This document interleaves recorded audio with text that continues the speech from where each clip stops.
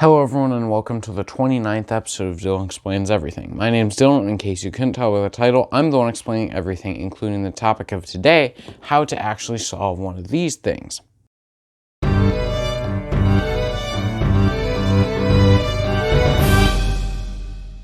Okay, we're going to jump right into it. So in order to actually solve this, it needs to be scrambled. So just do some random moves on it, and eventually it'll get to the point where you have no idea what moves you did, and therefore you won't be able to solve it right away. Like that. I have no idea what to do. So we're going to go to this handy dandy list we have here. So we're going to do step number 1, which is the white cross. So you'll notice that there are several sides to this, and just based on the beginner's method that we're going to be using, we're going to find the white side. You know it's the white side because the centerpiece there is white. That means since there's no way of moving the centerpieces around, they're always going to be in the same spot relative to each other. This is going to be the white face. So the next step is to actually get the white cross done. So in order to get the white cross done, what we're going to do is find the white sides. So you can see these edge pieces have 2 sides on them. Now those sides aren't going to be able to be taken apart. For example, you're never going to have something that has white and white on a side because there's no spot where white is next to another white face. There's only one white face. So in this case right here, we find the white and orange side. So we're going to put that on the white face. So now we're going to find the white and blue side, which is right there, and we're going to put that on the white face as well. So there we go. Now you're also going to try and make sure that these are good, so when we line them up with their centers, so for example, there's the blue piece we've just put in, there's the white center, so you can see that lines up, and the orange lines up. If that's not the case, then you need to move them around to do that, but that should be completely intuitive. So then we're going to find white and red right there, and just put that in. Now, notice orange is across from red, and we know there's no way we can move those around. So this red piece has to be across from the orange piece. So we're going to move this over, put it down, move it back, and there we go. We've got all those pieces in. We just need one more, which is right there. So that's our white and green piece. So we're going to put that in the last spot, right there. So now we've got the white cross completely done, and all the pieces line up with their centers, which is very important. If they don't line up, you need to get them lined up because otherwise there's no way you're going to solve the cube. If they're not lined up, then those sides are just going to be scrambled and there's no way you're going to be able to solve them. Okay, on to step number 2, which is the white corners, which is really part of this big first step, the white face, right? So this is the first 2 steps combined, basically. So what we're trying to do is solve basically the entire first layer, right? So we need this entire thing to be white, and we need to make sure that these are red, these are all blue, these are all orange, and these are all green, so they match up with their centers. Otherwise, they're going to be completely scrambled, and you're going to just have to undo it. And this is where most people don't really pay attention to the cube. They think that they just need to get the white side done, then move on to this side, then this side. That's not how you solve it. If you try and solve it that way, you're always going to screw up because you're thinking about these as just one-sided pieces. They're not. These have 2 sides. The corners have 3 sides. You need to pay attention to those. So we're going to find a corner that's ready for us to use. So for example, this one right here, this is white, red, and green. So what we're going to do is we're going to put it on the top here. Once we've got it on the top, we're going to find where it needs to go. So white, red, green. So that means the corner needs to go there. So then we're going to take the corner, move it over. We're just going to lift up the spot where it needs to go in, right? So there's our edge that it needs to go in next to, the white and green edge. Then we're going to move our piece over to it, so we're pairing them up together, and then we're just going to put it back down. We're going to continue this process to put the rest of the pieces in. So for example, we've got white, green, orange. We've got white, green, orange centers right there. So now we just need to put it in its right place. So again, we bring this part up. That's where it needs to go. We move it into there, and then we put it back down.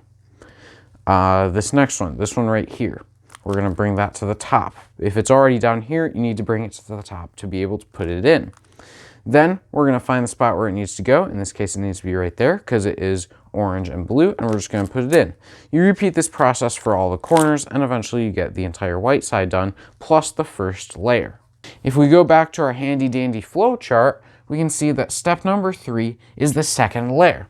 So what we're going to try and do, and basically it's just this middle layer here. So you can see we've got the first layer already done. This would be the third layer, or the last layer. This is the second layer. This is what we're going to need to solve now. And you can see one piece is already in its proper place.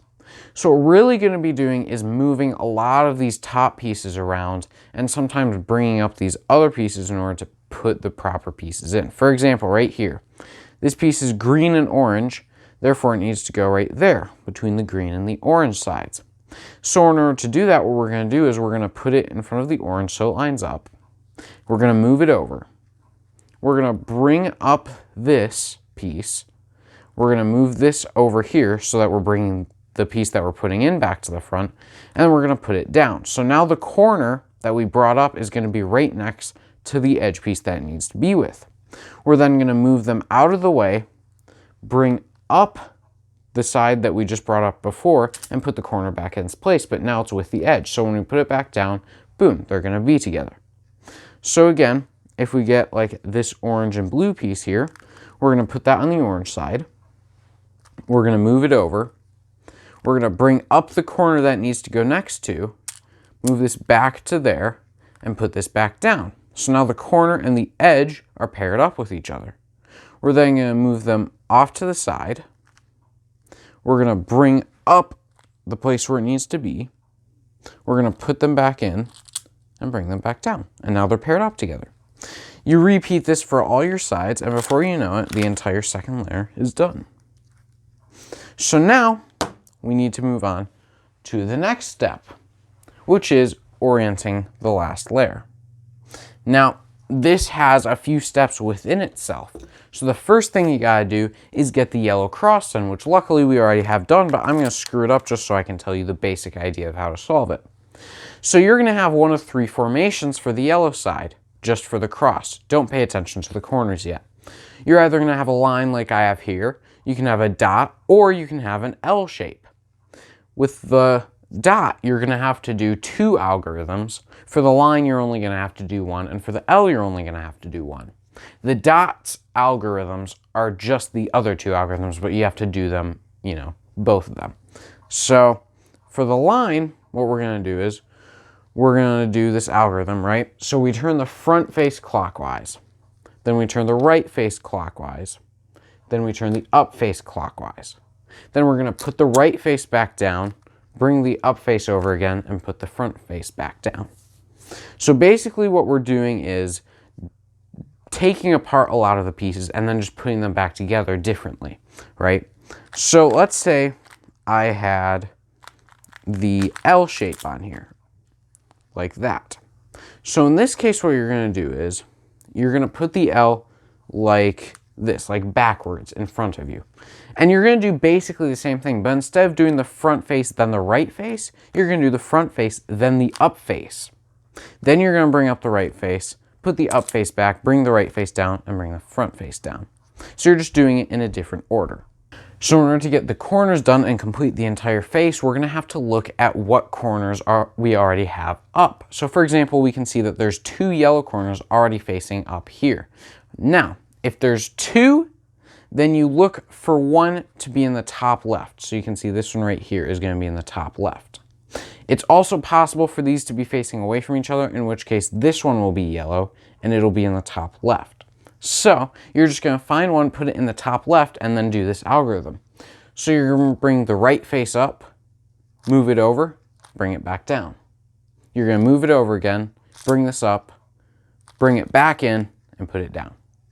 It's a little complicated to understand, but basically it's the same thing. So if you've got one corner, which you can see here, you're going to put that in the bottom left and then just turn it this way. So now we're going to do the exact same algorithm. It's the same for all of these. You're just going to bring up the right side, move it over, put it back down, move it over again, bring this up, and put that piece back. Now we've got one corner to do, or one corner right, and we just got to do the same algorithm, putting that in the bottom left and bringing this up. So again, it's the right side, the top side, bring the right side down, move the top side again, bring the right side up, move that back, and then you're done. Now next up, what we're going to do is the final step, which is permuting the last layer, or PLL. So these are all within the last layer kind of section.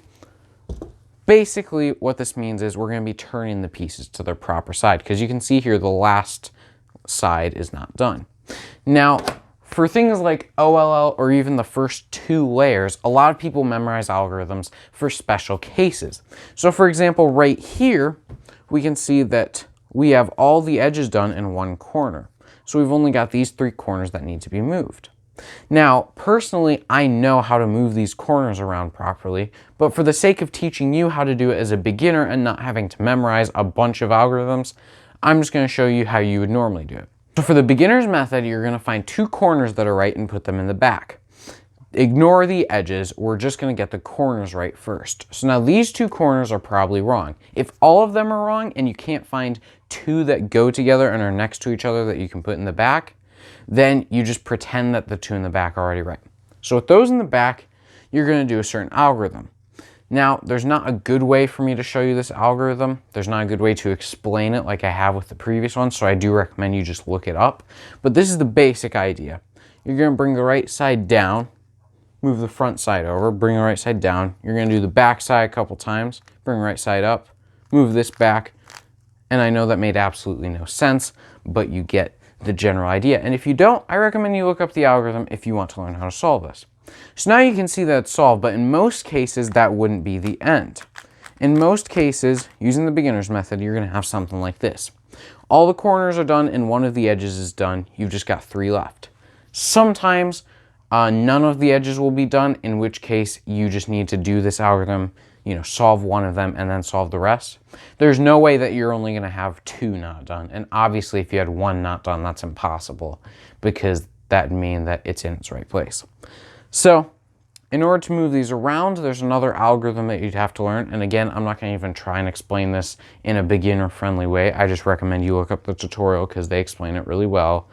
But basically, you're going to learn an algorithm to cycle these either clockwise or counterclockwise. And right now, they need to go counterclockwise. So we're going to do that. So we use the front, we turn the front face twice, turn the top face counterclockwise, since that's where we need them to go. Move this middle layer up, do an up 2, move this back down, and do all that. Again, I'm not going to even try and explain it properly. At this point, this is where a lot of people give up trying to solve the Rubik's Cube. I'd recommend that you just look up the normal tutorials. But then you should be able to solve it. And like I said, some people like myself have learned ways to solve it faster based on either the OLL, PLL, or the first 2 layers part of it. But if you're just a beginner, I recommend that you just learn the normal algorithms that I was talking about. And eventually, maybe you should learn the more advanced ways. In short, you can learn how to solve the Rubik's Cube if you really want to, and I'd recommend that you do, as long as you just follow the right tutorials, therefore you know how to do it properly and somewhat quickly, or just consistently. And never feel like you're cheating by doing these. These are what normal professionals do. So with all that being said, I hope you enjoyed today's video just as much as I enjoy solving the Rubik's Cube. And if you did, be sure to let me know and stick around for next week's video, which always comes out Saturday at 10 a.m. If you have any thoughts, questions, or suggestions, be sure to leave them in the comments below. And remember, my name's Dylan, and I explain everything.